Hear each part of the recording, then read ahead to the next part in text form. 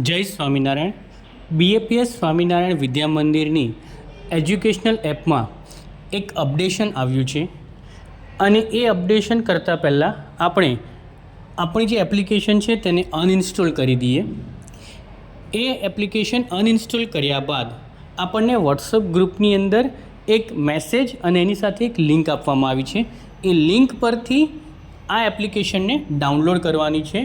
WhatsApp ગ્રુપની અંદર આવો એક મેસેજ આપણને આવ્યો હશે, એમાં લિંક છે, એની પર આપણે ક્લિક કરીશું એટલે અહીંયા આગળ આવું એક એપ્લિકેશન ઓપન થશે. એને ઇન્સ્ટોલ કરી અને પછી ઓપન કરીશું.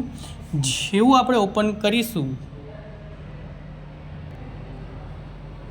આપણે ઓપન ઉપર ક્લિક કરીશું, ત્યારબાદ કંઈક આવું આવશે. એમાંથી પેરેન્ટ ઝોન ઉપર જઈશું.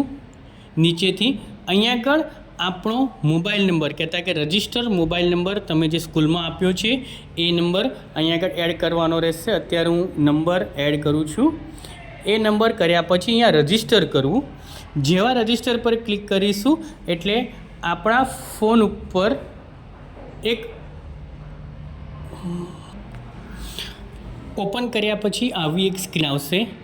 ત્યારબાદ આપણે પેરેન્ટ ઝોનમાં જઈશું. પેરેન્ટ ઝોનમાં ગયા પછી અહીંયા આગળ આપણે મોબાઈલ નંબર એડ કરવાનો રહેશે. આપણે જે વિદ્યા મંદિરમાં રજિસ્ટર કરાવ્યો છે એ મોબાઈલ નંબર અહીંયા આગળ એડ કરી અને રજિસ્ટર કરવાનો રહેશે. જેવું રજિસ્ટર કરીશું એટલે અહીંયા આગળ ફોર રજિસ્ટર પૂછશે. રજિસ્ટર પર ક્લિક કરીશું એટલે ઓટીપી આવશે. આપણા મોબાઈલમાં એક ઓટીપી આવશે. એ ઓટીપી આપણે અહીંયા આગળ એન્ટર કરીશું. અત્યારે મારી પાસે ઓટીપી નંબર આવી ગયો છે 744526. એ નંબર હું અહીંયા આગળ નાખીશ. એ એડ કર્યા પછી એને વેરીફાઈ કરીશ. હવે જો મારો મોબાઈલ નંબર અહીંયા આગળ વેરીફાઈ થઈ ગયો હશે તો મારી એપ્લિકેશન આ પ્રમાણે ઓપન થઈ જશે. જો કદાચ આપણું વેરિફિકેશન ન થયું હોય બરાબર તો આપણે આપણા ક્લાસ ટીચરનો સંપર્ક કરી અને એ મોબાઈલ નંબર વેરીફાઈ કરાવવાનો રહેશે. અહીંયા આગળ વેરિફિકેશન થયા પછી મારે ધારો કે 2 બાળકો છે તો બંને બાળકોનું અહીંયા આગળ મારી પાસે આવી જશે. અહીંયા આગળથી ડિજિટલ આઈ કાર્ડ છે, બાળકોના ડિજિટલ આઈ કાર્ડ પણ અહીંયા આગળથી જનરેટ થઈ જશે.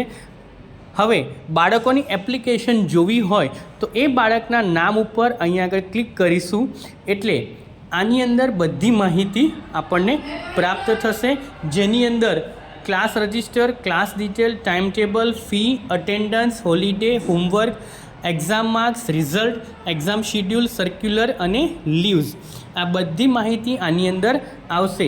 હવે એક એક્ઝામ્પલ લઈએ અત્યારે હોમવર્કનું. હોમવર્ક ઉપર ક્લિક કરીએ કે કઈ આપણે હોમવર્ક બાળકોને જે દેખાય છે એ કઈ રીતે દેખાય છે એક વખત એની માહિતી જોઈ લઈએ. અને અહીંયા આગળ હોમવર્ક આવે. હોમવર્ક આવ્યા પછી આની પર નોટ ઉપર ક્લિક કરવાનું. આપણે નોટ ઉપર ક્લિક કરીશું એટલે અહીંયા આગળ લખેલું છે રીડ 1 to 5 ટેબલ. આ પ્રમાણેનું હોમવર્ક બાળકોના એમાં પણ દેખાશે. ટાઈમ ટેબલ પર ક્લિક કરીશું એટલે બાળકનું ટાઈમ ટેબલ અહીંયા આગળ અપડેટ થશે. ડેલીનું ટાઈમ ટેબલ અહીંયા આગળ આવી જશે. એક્ઝામ માર્ક્સમાં તો આપણે ક્લિક કરીશું એટલે એક્ઝામના જેટલા પણ માર્ક્સ હશે વીકલી ટેસ્ટને એના અહીંયા આગળથી ડિસ્ક્રિપ્ટિવ એક્ઝામ કરીશું એટલે એ બધા એક્ઝામના માર્ક્સ અહીંયા આગળ આ પ્રમાણે આપણને દેખાતા થઈ જશે. તો દરેક વાલીઓને વિનંતી કે આ પ્રમાણે આપણે દરેક પ્રોસેસ કરી લઈએ અને જો કદાચ કોઈ આપણને તકલીફ પડે તો આપણે વિદ્યા મંદિરનો સંપર્ક કરીશું અથવા તો રૂબરૂ અહીંયા આગળ આવીશું.